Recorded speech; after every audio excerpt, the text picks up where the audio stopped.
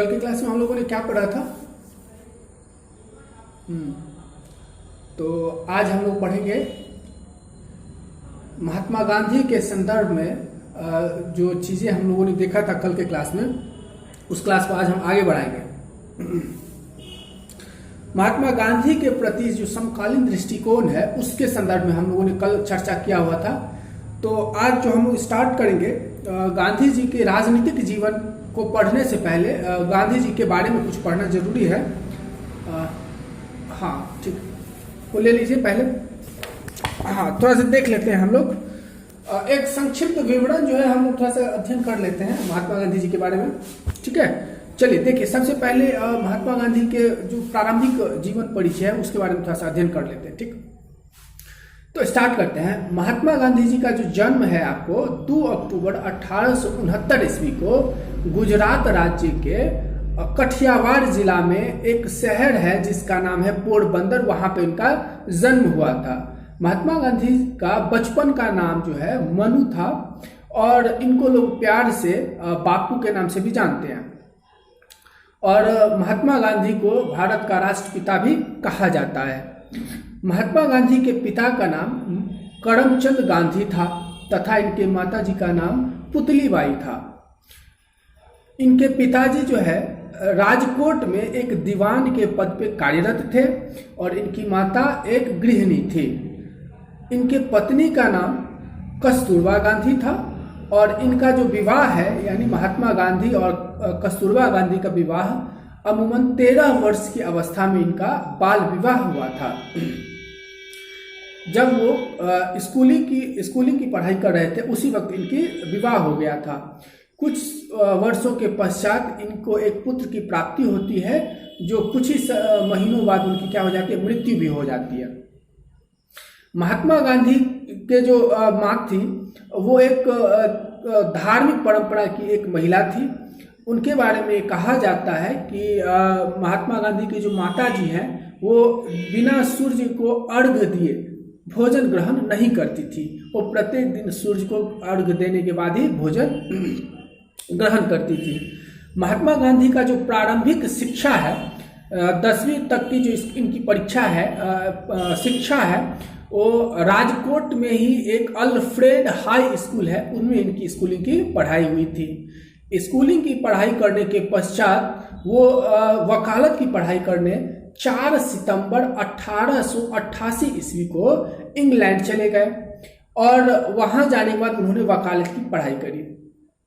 1888 ईस्वी में जब वो इंग्लैंड पहुंचे और वकालत की पढ़ाई कंप्लीट किए, तब जाकर के जब उनका लगभग 24 वर्ष का उम्र हुआ, तो 24 वर्ष की उम्र होने के बाद उनको एक आमंत्रण मिला दक्षिण अफ्रीका से। और दक्षिण अफ्रीका से जो दक्षिण अफ्रीका से उनको एक अब्दुल्ला नाम का जो भारतीय व्यापारी थे, जो दक्षिण अफ्रीका में क्या करते थे, व्यवसाय करते थे और भारतीयों के ऊपर जो अत्याचार हो रहे थे उनके ऊपर में उनको एक वाद से वाकिफ करवाने के लिए उनको बुलाया गया था।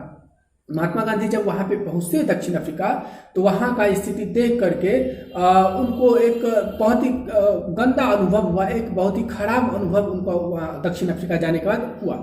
वहां पर उन्होंने देखा कि नस्लवाद और रंग भेद वहां पे चरम सीमा पर थी और महात्मा गांधी ने इस चीज को वहीं पर खत्म करने का उन्होंने ऐलान कर दिया।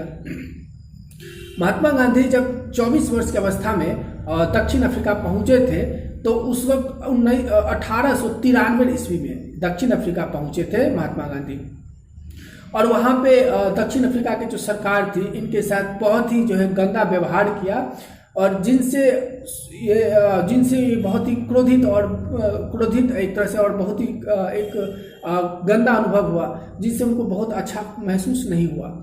फिर उन्होंने सन 1894 ईस्वी में नटाल कांग्रेस समिति का गठन कर लेते हैं। कहाँ पे?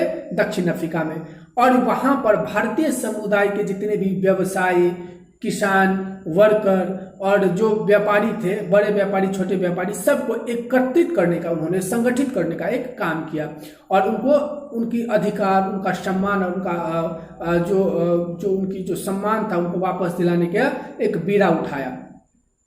सन 1906 ईस्वी में दक्षिण अफ्रीका की सरकार ने एक ऐसा कानून पास किया जिसके तहत भारत के जितने भी नागरिक दक्षिण अफ्रीका में रह रहे हैं उनको अपने पास हमेशा एक उनकी परिचय पत्र साथ में रखना अनिवार्य कर दिया, जिसके विरोध में महात्मा गांधी ने क्या किया, आंदोलन किया, सत्याग्रह किया, और जिसके वजह से महात्मा गांधी को दक्षिण अफ्रीका के सरकार ने उसको जेल में बंद कर दिया। परंतु उनको जेल में बंद करने के पश्चात भी वो अपना सत्य और अहिंसा के पथ से डिगे नहीं, और कुछ समय पश्चात, कुछ महीनों के पश्चात, लगभग 2 महीनों के बाद उनको फिर जेल से रिहा कर दिया गया। परंतु उन्होंने पुनः वही कार्य शुरुआत किया, और जो है फिर कुछ समय पश्चात दक्षिण अफ्रीका ने एक नया कानून लाया जिसके तहत भारत के लोगों को दक्षिण अफ्रीका आने पर मना कर दिया, रोक लगा दिया, और जो व्यक्ति दक्षिण अफ्रीका में पहले से रह रहे हैं उनको वहां से निकालने का काम जो है उन्होंने शुरू कर दिया। इस कार्य के विरोध में भी महात्मा गांधी ने सत्याग्रह किया और अनशन किए, धरने किए। कांग्रेस के जितने भी समिति के सदस्य थे दक्षिण अफ्रीका में, जितने भी सदस्य थे, व्यापारी हो, कृषक वर्ग हो, मजदूर वर्ग हो, शिक्षित वर्ग हो, अशिक्षित वर्ग हो, सारे लोगों ने महात्मा गांधी का भरपूर समर्थन किया, और उन्होंने दक्षिण अफ्रीका के सरकार के विरोध में प्रदर्शन किया। पुनः महात्मा गांधी को उनको जेल जाना पड़ा, फिर वो रिहा हुए। अंततः जब महात्मा गांधी को जेल में डाल दिया गया तो वहां पर जो इनके समर्थक थे, वहां पर जो समिति के सदस्य थे, उन लोगों को कार्य से हाथ धोना पड़ा। जो दक्षिण अफ्रीका के सरकार के अंतर्गत कार्य करते थे, व्यापारी या किसानी या मजदूर जो भी, तो उनको एक समझ लीजिए कि रोजी रोटी की एक जो है बहुत बड़ी समस्याओं का सामना करना एक आ गया। तब जाकर के सन 1908 ईस्वी में महात्मा गांधी ने दक्षिण अफ्रीका में ही एक टॉल्स्टॉय आश्रम का स्थापना किया, और जब टॉल्स्टॉय आश्रम का स्थापना किया तब इसके अंतर्गत क्या होगा, इससे क्या हो गया, वहां पे जो दक्षिण अफ्रीका में भारतीय मूल के समुदाय के लोग रहते थे उनको जो है एक तरह से खाने पीने की और रहने की एक सुविधा उपलब्ध हो गई। और अंततः महात्मा गांधी की इस तरह की निष्ठा देख करके, इस तरह की एक तरह से समर्पण देख करके और सत्याग्रह देख करके वहां का दक्षिण अफ्रीका की सरकार जो है अपना पैर पीछे खींच लिया और महात्मा गांधी को वहां पर उनकी बातों को मान लिया, और फिर महात्मा गांधी को वहां से रिहा कर दिया। और महात्मा गांधी के द्वारा जो भी उनका जो एक प्रस्ताव था उनको वहां की दक्षिण अफ्रीका की सरकार ने मान लिया। और कई ऐसे कानून जो थे जिसके तहत महात्मा गांधी और दक्षिण अफ्रीका में जो भारतीय मूल के लोग रहते थे उनको अपमान का जो सामना करना पड़ता था, असम्मान का जो सामना करना पड़ता था, उनसे उनको मुक्त कर दिया गया। और ये महात्मा गांधी की सबसे पहली और महत्वपूर्ण विजय थी, और यहीं पर उन्होंने महात्मा गांधी ने अपने सत्य और अहिंसा का एक्सपेरिमेंट किया था, और सत्य और अहिंसा का जीत क्या होती है, ताकत क्या होती है, इन्होंने यहीं पर पहली दफा उन्होंने पहचाना। आगे बात करते हैं, जब दक्षिण अफ्रीका में महात्मा गांधी ने इस तरह की परचम लहराए थे तो उसके पश्चात जो है उनकी प्रशंसा भारत और पूरे विश्व में अलग अलग जगहों पे होने लगी।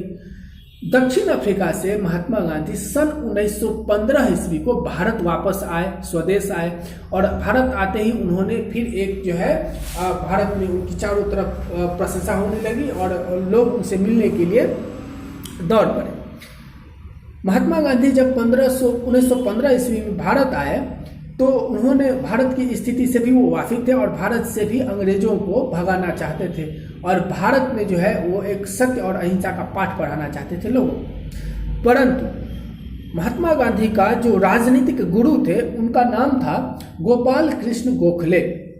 गोपाल कृष्ण गोखले उनके राजनीतिक गुरु थे और उनको गुरु मानते थे।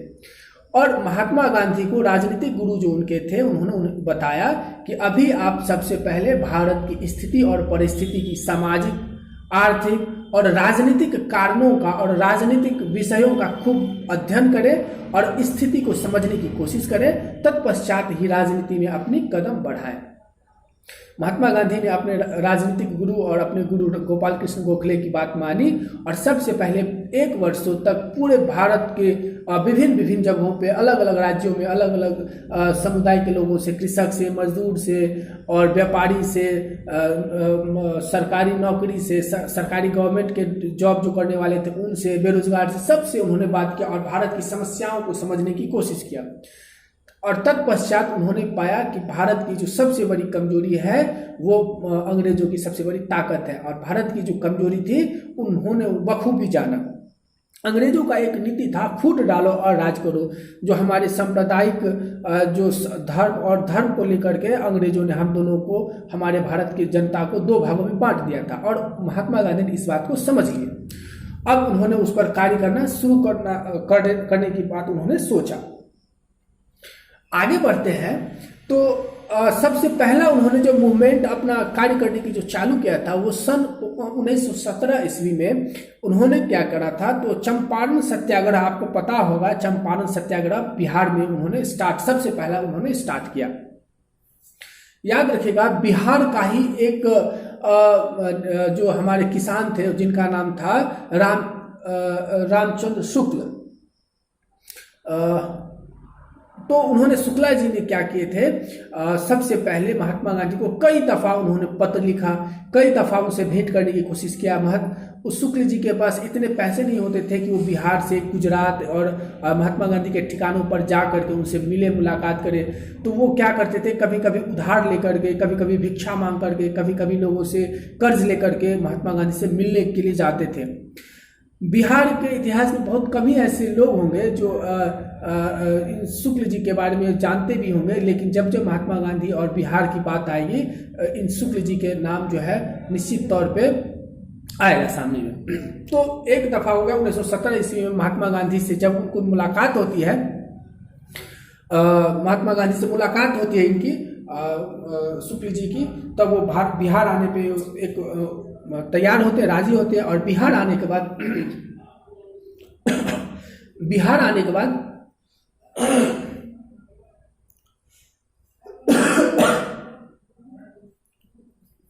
बिहार आने के बाद उन्होंने बिहार के किसानों से बातचीत किया, और बिहार के किसानों से बातचीत करने के बाद वास्तव में बिहार की स्थिति बहुत ही खराब थी। अंग्रेजों ने 3 कठिया पद्धति अपनाया था और बिहार के किसानों से अत्यधिक कर वसूलते थे। 3 कठिया एक व्यवस्था था, अत्यधिक कर वसूलते थे, नील की खेती करने पे उनको मजबूर किया जाता था, और भी बहुत तरह की उनसे जो है यातनाएं दी जाती थी। और इनके विरोध में महात्मा गांधी ने सन 1917 में चंपारण सत्याग्रह किया और उन्होंने विजय हासिल की। तत्पश्चात 1919 ईस्वी को खिलाफत आंदोलन उन्होंने शुरू किया। और खिलाफत आंदोलन क्यों किया था, तो भारत के जो अलग अलग संप्रदाय के लोग थे उनको एक करने का उन्होंने काम किया था। और जो तुर्की के जो सुल्तान थे उनको इस्लाम धर्म का सबसे बड़ा खलीफा माना जाता था। इस्लाम धर्म में जितने भी इस्लामिक थे सब लोग तुर्की के जो सुल्तान थे उनको खलीफा मानते थे। लेकिन अंग्रेजों ने उनके साथ एक संधि किया था, उस संधि का नाम था सेवियर्स की संधि। उस संधि का नाम था सेवर्स की संधि, और उस संधि के अंतर्गत जो है अंग्रेजों ने उनसे खलीफा पद छीन लिया था, और जो इस्लाम की जो धार्मिक स्थल की देखरेख करने की जिम्मेदारी खलीफा की थी वो दायित्व भी उनसे छीन करके अंग्रेजों ने अपने जो है हक में ले लिया था। इसी के विरोध में महात्मा गांधी ने भारत के हिंदू और मुसलमानों को एक किए, और उन्होंने क्या किया,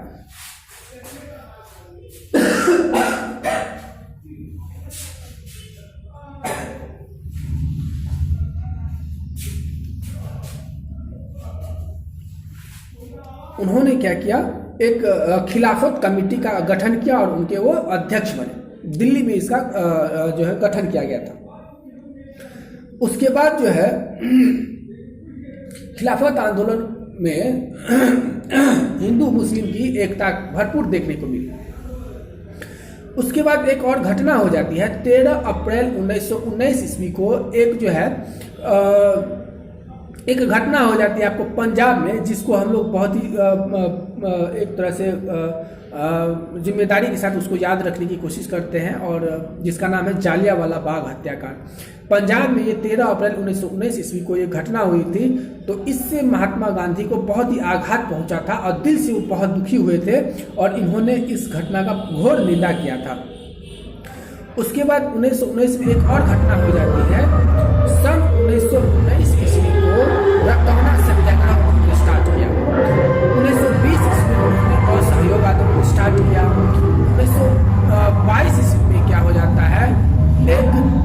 लंबी चौड़ा हत्याकांड हो जाता है, जिसमें से भारत के जो स्वतंत्रता सेनानी थे, जो असहयोग आंदोलन के सैनिक थे, उन्होंने क्या किया, एक थाना को जला दिया था, जिससे 22 अंग्रेजी सैनिक जल गए और एक इंस्पेक्टर जल गए। इससे वो दुखी होकर अपना सत्याग्रह वापस ले लिया। इससे बहुत भारत में आक्रोश हुआ और फिर 1930 ईस्वी में महात्मा गांधी ने एक सविनय अवज्ञा आंदोलन की शुरुआत किया था, जो महात्मा गांधी के द्वारा चलाया गया बहुत बड़ा एक मूवमेंट था। इससे अंग्रेजों को बहुत हानि और बहुत नुकसान हुआ, बहुत क्षति। अंततः महात्मा गांधी के प्रयास सफल रहा और सन 1947 ईस्वी को भारत 15 अगस्त 1947 ईस्वी को भारत आज़ाद हो गया, परंतु उसके दो टुकड़े हो गए थे, एक पाकिस्तान और दूसरा हिंदुस्तान। और 30 जनवरी 1948 ईस्वी को महात्मा गांधी की हत्या हो जाती है, जो नाथूराम गोडसे ने अपने 3 गोली मार करके हत्या कर देता है। महात्मा गांधी ने अपना एक आत्मकथा लिखा है, जिस आत्मकथा का नाम है माई एक्सपेरिमेंट विद ट्रुथ।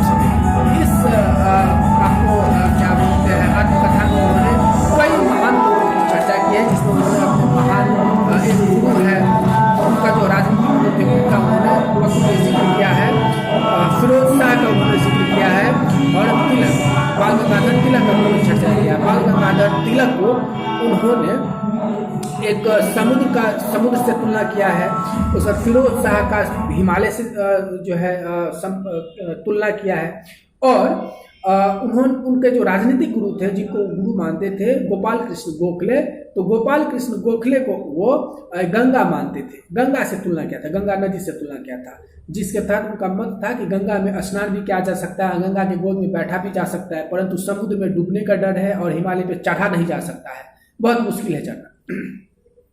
और इस तरह से महात्मा गांधी का जो एक जीवन परिचय होता है। एक चीज इसमें और जान लीजिए कि महात्मा गांधी सत्य और अहिंसा के पुजारी थे। तो ये बात था। अगर इससे आपको कुछ नॉलेज मिलती है तो उसको बार बार रिवाइज करें, 1 बार 2 बार 3 बार, उसको बार बार देखते रहे वीडियोस को, और आप लोगों को डेफिनेटली आपको मदद मिलेगी महात्मा गांधी के बारे में। तो महात्मा गांधी के बारे में अगर थोड़ी सी जानकारी मिलती है तो आप इसको ज़रूर लाइक करें, सब्सक्राइब करें। धन्यवाद।